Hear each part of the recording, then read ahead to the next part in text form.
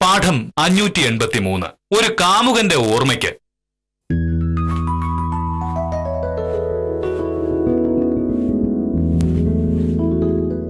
മോഹൻ റെഡിയായോ?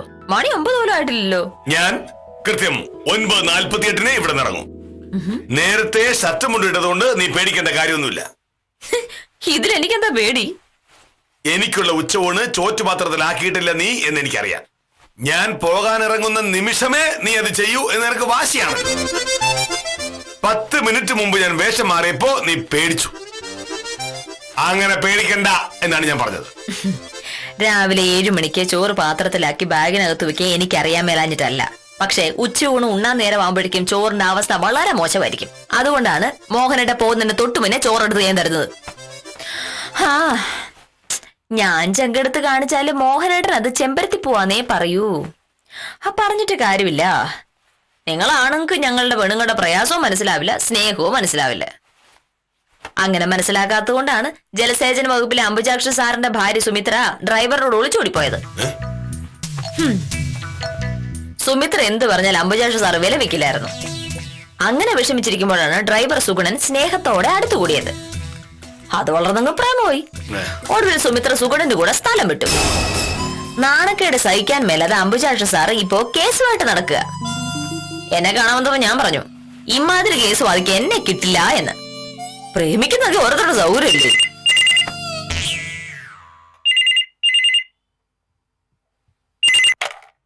ഹലോ, അതെ സത്യഭാമയാണ്. ഹരിദാസേ, എന്തൊക്കെയുണ്ട് വിശേഷം? ഇവിടെ രാവിലെ ഒരുപാട് ജോലിയുണ്ട്. ഞങ്ങൾ പെണ്ണുങ്ങളുടെ ബുദ്ധിമുട്ട് നിങ്ങൾക്ക് മനസ്സിലാവില്ലല്ലോ. അതെ, ഈ ലാൻഡ് ഫോണിലേക്കുള്ള വിളി ഇന്നത്തേകൂടി അവസാനിപ്പിച്ചേക്കണേ. മോഹനെടുത്തെങ്ങനെ വന്ന് ഫോൺ എടുത്തിരുന്നെങ്കിലോ? പിന്നില്ലേ, ആളിവിടെ ഉണ്ട്. മോഹനയുടെ 9:48 ആഫീസിൽ പോളൂ. ഇനി മേലിൽ അതിന് മുന്നേ വിളിച്ചേക്കല്ലേ. ഒരു സംശയം തോന്നാൻ എത്ര നേരം വേണം? നമ്മൾ തമ്മിലുള്ള അടുപ്പം മോഹനേട്ടൻ അറിഞ്ഞാലേ ഇവിടെ കൊല നടക്കും. മോഹനോട് പോയിട്ട് ഞാൻ വിളിക്കാം. ശരി.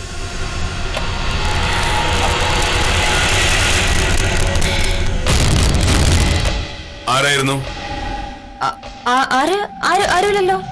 ആരുമില്ലേ? പിന്നെ ആരോടാ സംസാരിച്ചോണ്ടിരുന്നത്? അത് പിന്നെ ഒരു കേസിന്റെ കാര്യം. പ്രേമാണോ? പ്രേമോ? അല്ല, കുറച്ചു മുമ്പ് നീ പ്രേമത്തിന്റെ കാര്യമാണല്ലോ പറഞ്ഞോണ്ടിരുന്നത്. അതുപോലത്തെ എന്തെങ്കിലും കേസാണോ എന്ന് ചോദിച്ചതാണ്. അതൊന്നുമല്ല, ഇത് വേറൊരു കേസാ. ഇന്ന് കോടതിക്ക് ഹാജരാവേണ്ട ഒരു കേസാ.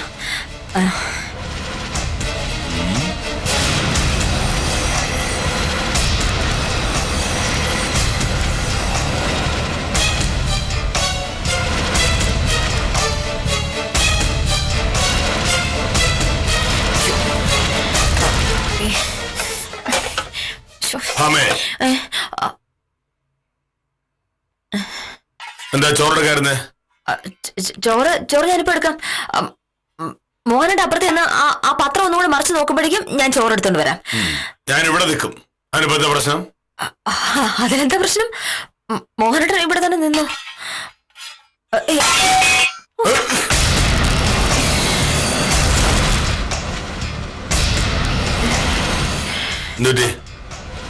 നിനക്ക് ആകെപ്പാടൊരു വെപ്രാളം ഉണ്ടല്ലോ.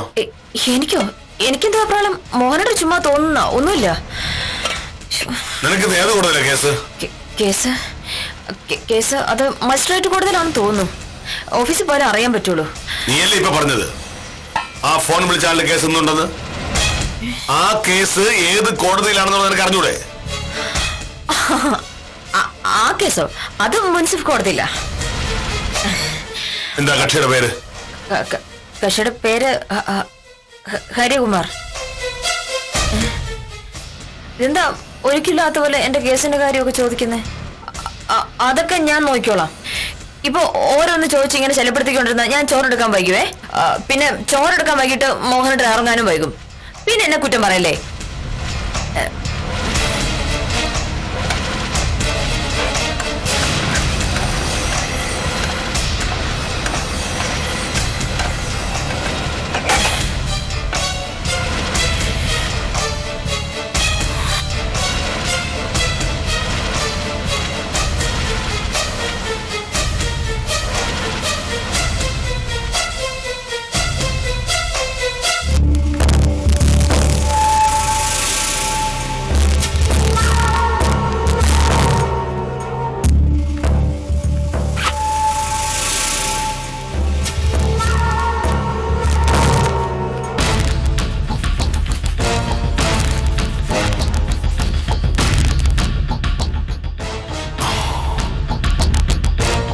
ഡിയർ സത്യഭാമ, വൈകിട്ട് 4 മണി കോടതിയുടെ മുന്നിൽ ഐസ്ക്രീം പാർലർ കാണണം.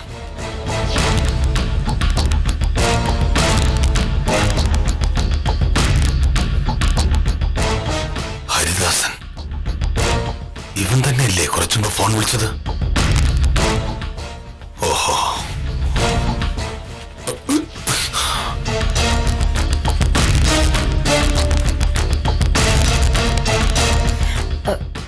ചോറ്. സമയം 9:45 ആയിട്ടേ ഉള്ളൂ. ഞാൻ ഇനി താമസം പറഞ്ഞിട്ട് വെറുതെ വഴക്കുണ്ടാക്കാൻ വരണ്ട. ഇതാ. വഴക്കുണ്ടാക്കുകയാണെങ്കിൽ നിനക്ക് സൗകര്യമാവുമല്ലോ. എപ്പോഴും വഴക്കുണ്ടാക്കുന്ന ഭർത്താക്കന്മാരുടെ ഭാര്യമാർക്ക് വേറെ ആരെങ്കിലും പ്രേമിക്കാമല്ലോ. ഞാൻ പറഞ്ഞതല്ല, നീ എന്നെ പറഞ്ഞാണ് കുറച്ചു മുമ്പ്. ഞാൻ പറഞ്ഞ അങ്ങനെ അല്ലല്ലോ. നീ പറഞ്ഞ അങ്ങനെ തന്നെയാ. ജലസേചന വകുപ്പിലെ അംബുജാക്ഷ സാറ് വഴക്കുണ്ടാക്കുന്നതിന്റെ പേരിലാണല്ലോ ഭാര്യ സുമിത്ര വേറൊരാളെ പ്രേമിച്ച് അയാളോട് ഒളിച്ചോട് പോയത്. അതിന് നീ ന്യായീകരിക്കുകയും ചെയ്തു.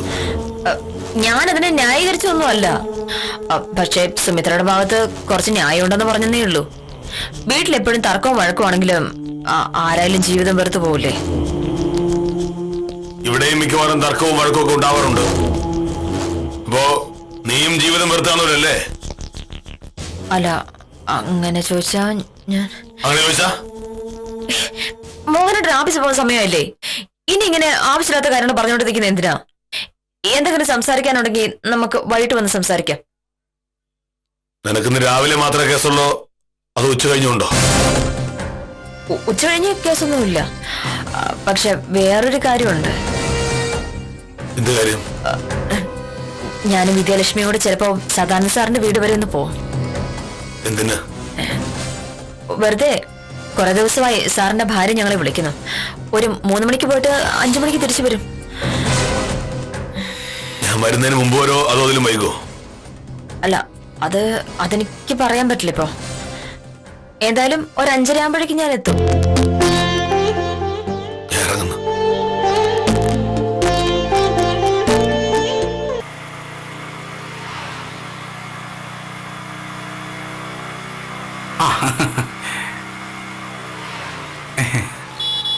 നമസ്കാരം സാറേ.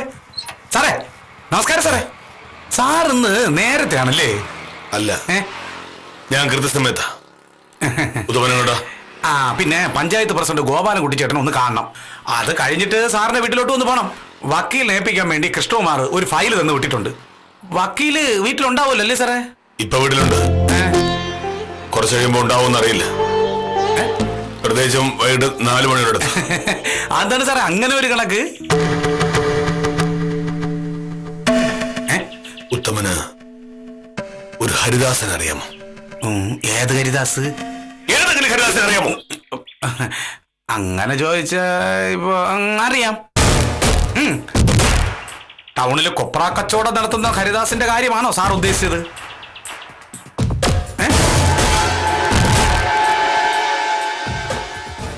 കൊപ്ര കച്ചവടം അതായിരിക്കില്ല.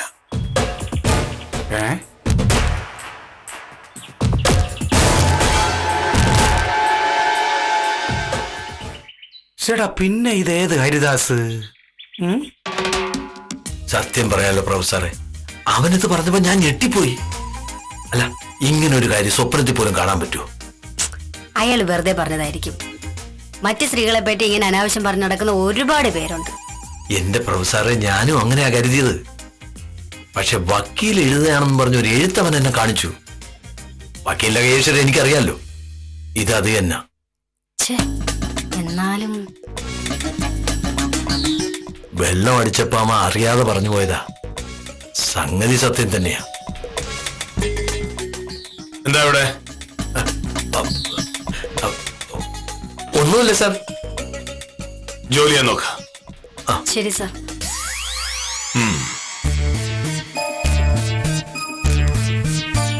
സാറിനോട് ഈ കാര്യം പറഞ്ഞ പ്രശ്നമാവോ പ്രൊഫസറെ? അതിലെന്താ സംശയം? സാറ് ഹരിദാസിനെ ഓടിച്ചിട്ട് തല്ലും. പക്ഷെ ഇങ്ങനെ ഒരു കാര്യം അറിഞ്ഞിട്ട് പറയാതിരിക്കുന്ന എങ്ങനെയാ? ഞാൻ എന്തായാലും പറയാൻ പോവുക. വേറെ വഴിയൊന്നുമില്ല. ഈശ്വര രക്ഷിക്കണേ.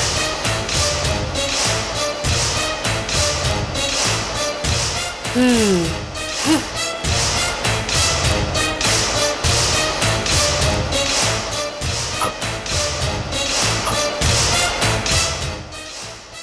സാർ,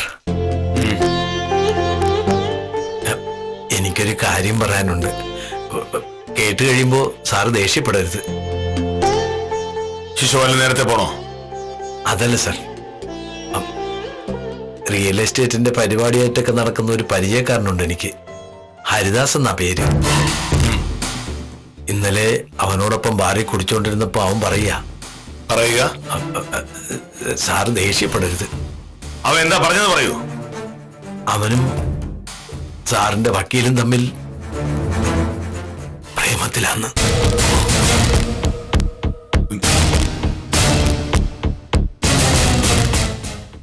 സാറൊന്ന് സൂക്ഷിക്കണം. അവൻ പറയുന്നതിലും കാര്യമുണ്ടെന്ന് എനിക്ക് തോന്നി. അവനെ ശിശുപാലൻ നന്നായിട്ട് അറിയാമോ? അറിയാം സാർ. ശിശുപാലൻ വിളിച്ച അവൻ ഇങ്ങോട്ട് വരുമോ? അത് വേറെന്തെങ്കിലും ആവശ്യം പറഞ്ഞാൽ മതി. ഞാനിവിടെ ഇല്ലെന്നും പറഞ്ഞേക്ക്. അവനെ ശിശുപാലൻ എങ്ങനെയും ഇവിടെ വരുത്തിയേ പറ്റൂ. വിളിച്ചു നോക്കാം സാർ.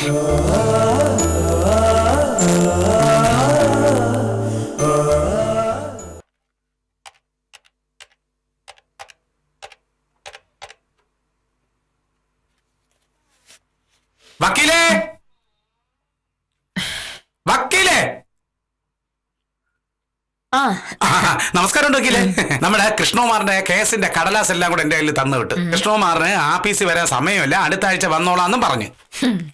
കൃഷ്ണകുമാറിന്റെ മനസ്സിലിപ്പ് എനിക്ക് എന്താന്ന് മനസ്സിലായി. അഡ്വാൻസ് ആയിട്ട് ഒരു 2500 രൂപ വേണമെന്ന് ഞാൻ പറഞ്ഞിരുന്നു.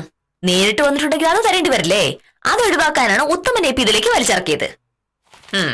കടലാസ് എല്ലാം കൈ തന്നെ ഇരിക്കട്ടെ. പക്ഷെ കാര്യങ്ങൾ നടക്കണമെങ്കിൽ കാശ് കിട്ടണം എന്ന് കൃഷ്ണകുമാറിന്റെ അടുത്ത് പോയി എന്ന് പറഞ്ഞേക്ക്. കാശ് കിട്ടാതെ ഞാൻ അനങ്ങില്ല. ഇതുപോലത്തെ ഒരുപാട് വേഷകെട്ടലുകൾ ഞാൻ കണ്ടിട്ടുള്ളതാ. ഞാനതൊക്കെ പറഞ്ഞേക്കാം.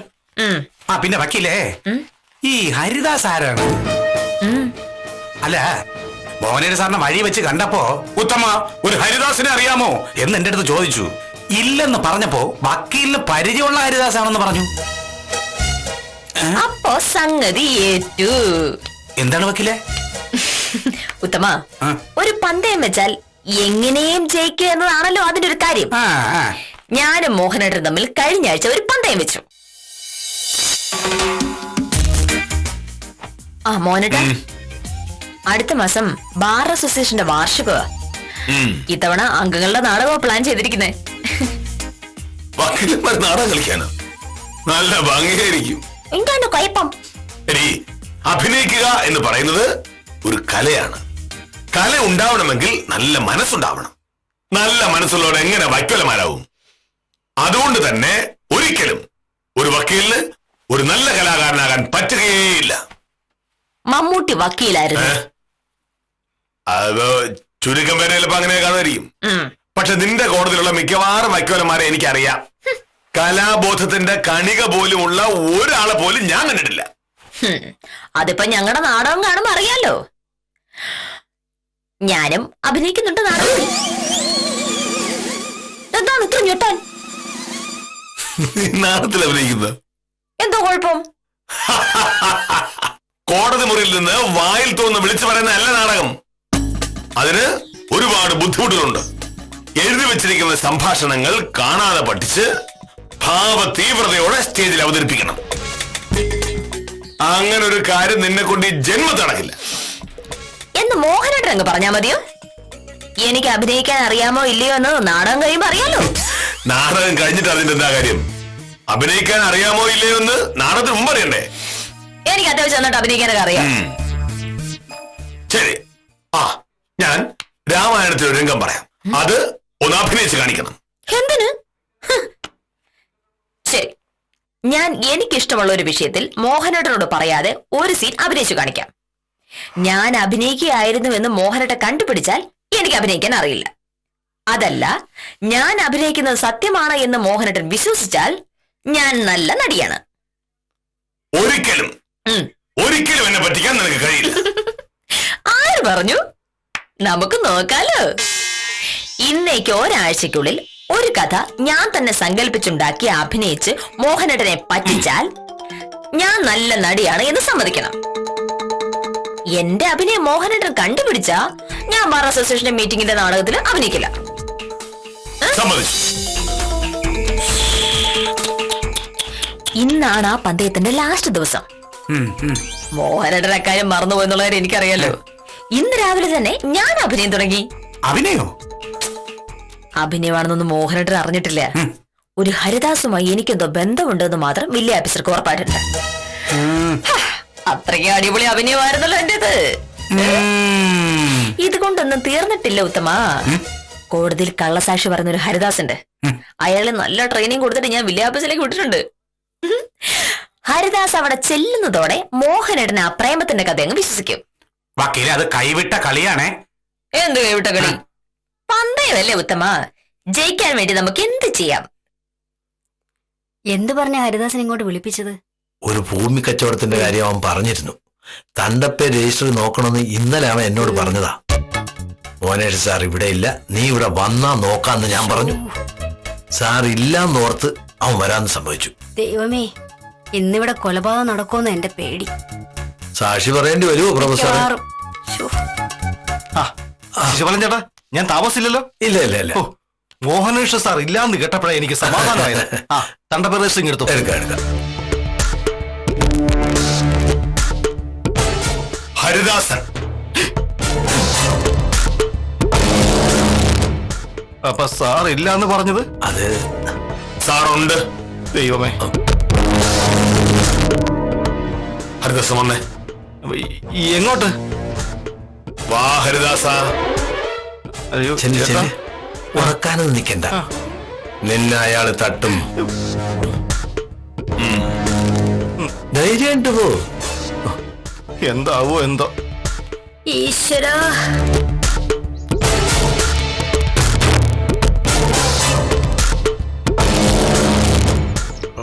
ഹരിദാസൻ എന്നാണ് പേരല്ലേ? അതെ. എന്താ ജോലി? അങ്ങനെ ചോദിച്ചാ പ്രത്യേകിച്ച് ജോലിയൊന്നുമില്ല. ഞാൻ ഈ റിയൽ എസ്റ്റേറ്റിന്റെ പരിപാടിയൊക്കെ ആയിട്ടങ്ങ് ജീവിക്കുന്നു. റിയൽ എസ്റ്റേറ്റ് എന്ന് പറയുമ്പോ ഭൂമി കച്ചവടമല്ലേ? അതെ. ഈ സ്ത്രീകളുമായിട്ട് എന്താ ഇടപാടോ? അങ്ങനെയൊന്നും ഇല്ല സാർ. ഉണ്ട് എന്ന് ഹരിദാസൻ പറഞ്ഞു എന്ന് ശിശുപാലൻ എന്നോട് പറഞ്ഞു. ഹരിദാസൻ അടുപ്പുണ്ടെന്ന് പറഞ്ഞത് മറ്റാരുമായിട്ടല്ല, എന്റെ സ്വന്തം ഭാര്യ സത്യഭാമയുമായിട്ടാണ്. ഏയ് ഇല്ല സാർ. ഹരിദാസൻ എഴുതിയ ഒരു കത്ത് ഞാൻ വായിച്ചു. ഭാമ ഫോണിൽ ഹരിദാസനോട് സംസാരിക്കുന്നത് ഞാൻ കേട്ടു. പറയൂ, എന്താണ് സത്യഭാമയും ഹരിദാസനും തമ്മിലുള്ള ഇടപാട്? സാർ എന്നെ ഉപദ്രവിക്കരുത്. ഞാൻ സത്യം പറഞ്ഞാൽ ഉപദ്രവിക്കില്ല. ഞാനും സാറിന്റെ ഭാര്യയും തമ്മില് പ്രേമത്തിലാ. ഒരബദ്ധം പറ്റിപ്പോയതാ. സാർ ക്ഷമിക്കണം.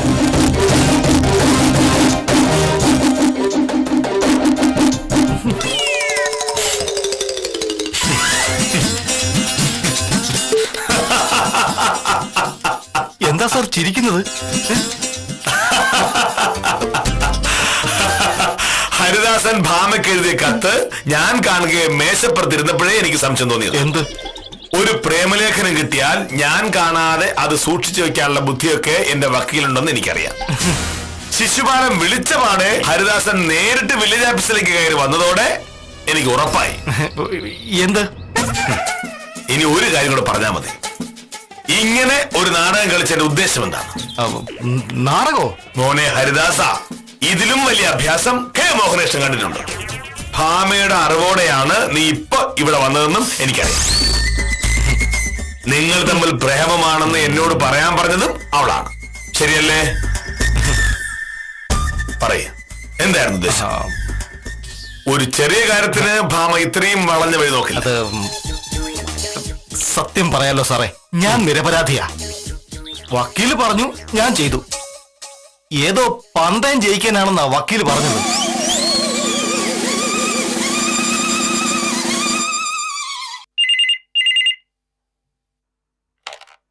ഹലോ.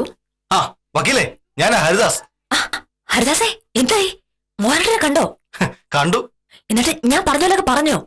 ഒക്കെ അതുപോലെ തന്നെ പറഞ്ഞു. എന്നിട്ട് മോഹനേട്ടൻ എന്ത് പറഞ്ഞു?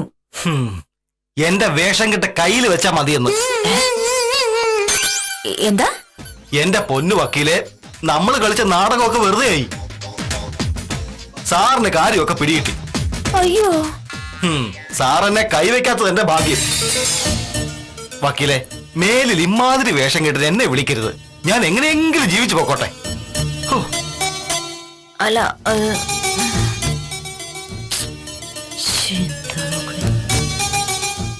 മോഹനേട്ടൻ എങ്ങനെ കാര്യം മനസ്സിലായി?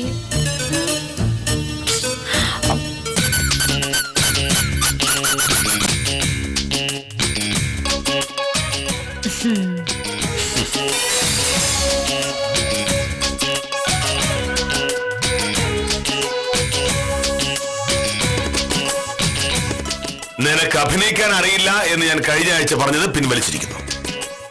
നീ തരക്കേടില്ലാത്തൊരു നടിയാണ്. ഇന്ന് രാവിലെ ഇവിടെ കാണിച്ച അഭിനയം ഒരു സിനിമയിലാണ് കാണിച്ചിരുന്നതെങ്കിൽ മികച്ച നടിക്കുള്ള ഉർവശി അവാർഡ് ഈ വീടിന്റെ അലമാരയിൽ ഇരുന്നേനെ എന്ന് ഒരു സിനിമയിൽ ശ്രീനിവാസൻ പറഞ്ഞാൽ ഞാൻ പറഞ്ഞു കേട്ടിട്ടുണ്ട്. അത് തന്നെയാ എനിക്കിപ്പോ നിന്നോട് പറയാനുള്ളത്. അല്ല, മോഹനേട്ടൻ വെറുതെ എന്നെ വാശി പിടിപ്പിച്ചപ്പോ എങ്ങനെയെങ്കിലും പന്തയം ചെയ്യിക്കാൻ മനസ്സിലായി. ആ പന്തയത്തിന്റെ കാര്യം മറന്നുപോയത് കൊണ്ട് രാവിലെ ഞാനൊന്ന് പതറിപ്പോയി എന്നുള്ളത് നേരാ. പക്ഷേ എത്ര നേരം നിനക്ക് എന്നെ പറ്റിക്കാൻ പറ്റും? എന്റെ അഭിനയം അത്രയ്ക്ക് മോശമായിരുന്നു? ഒരിക്കലും അല്ല. ഞാൻ പ്രതീക്ഷിച്ചതിന്റെ ഇരട്ടി ഭംഗിയായി നീ അഭിനയിച്ചു. പിന്നെ എങ്ങനെയാണ് ഞാൻ അഭിനയിക്കാണെന്ന് മോഹനേട്ടൻ മനസ്സിലായത്? ഹരിദാസിനെ മോഹനേട്ടൻ നേരത്തെ പരിചയം പോലും ഇല്ല. ഹരിദാസനെ എനിക്ക് അറിയില്ല എന്നുള്ള സത്യമാണ്. അതുകൊണ്ട് തന്നെ അയാൾ പറയുന്നത് കള്ളമാണ് എന്ന് വിചാരിക്കാനും പറ്റില്ല. പക്ഷേ നിന്നെ എനിക്കറിയാലോ ഭാമേ. ഈ ലോകത്ത് നീ എന്നെ സ്നേഹിക്കുന്ന പോലെ വേറെ ആരെയും സ്നേഹിക്കില്ല എന്ന് മനസ്സിലാക്കാനുള്ള ബുദ്ധി എനിക്കുണ്ട്. അഭിനയിക്കാൻ നീ കണ്ടുപിടിച്ച വിഷയത്തിലാണ് തെറ്റുപറ്റിയത്.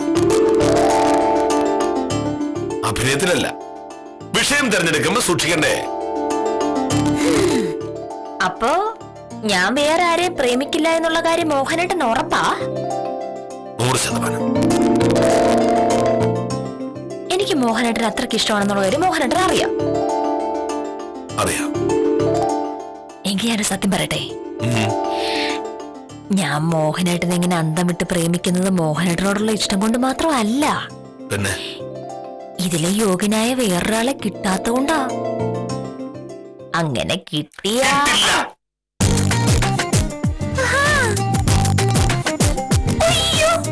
മോഹനകൃഷ്ണൻ എടുത്തുചാട്ടക്കാരനായിരിക്കാം, മുൻകോപിയുമായിരിക്കാം. അയാൾക്ക് ഹരിദാസനെ മുൻപരിചയവും കാണില്ല. പക്ഷേ സത്യഭാമയെ വില്ലേജ് ഓഫീസർക്ക് നന്നായി അറിയാം എന്നതാണ് കാര്യം. ഇത്തരം സംശയങ്ങൾ കുത്തിവെച്ചൊന്നും ഒരു പന്തയം ജയിക്കാനാവില്ല എന്ന് വക്കീലിന് മനസ്സിലായ നിലയ്ക്ക് ഇന്നത്തേക്ക് വിടാം.